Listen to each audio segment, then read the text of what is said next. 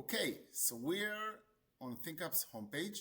You'll get here when you finish the startup basics, where you describe your idea, the problem you're trying to solve, and the industry.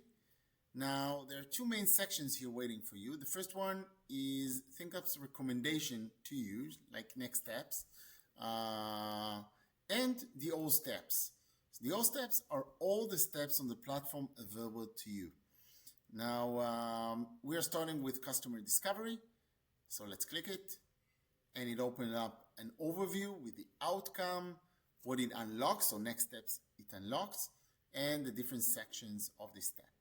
Clicking on go will start the process, the step process. So the first one is persona segmentation. We talked about end users, decision makers, influencers, the short description here. And by clicking next, we are on the first working screen called end users. And you get some information, what you need to do, who are the people that will use your product.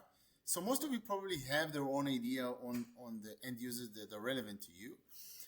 You can type them here. For example, in my case, it's a dorm selection app. So maybe a student, and it may be a remote student.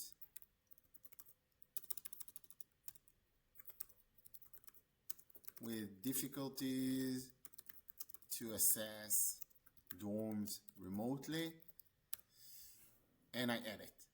Now you probably noticed that there was a pop-up here, and that these are the stars. That's a behavior you'll see as you go on the platform, and that is these are recommendations of ThinkUp.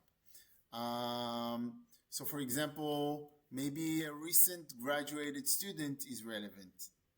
It's another way. It's not the remote. It's a recent graduate. Maybe international student, so different persona or different user. And maybe a transfer student.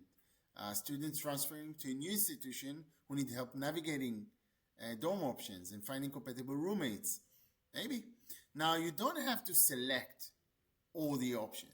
You need to review them and decide what's better for you, what you think relevant to your startup.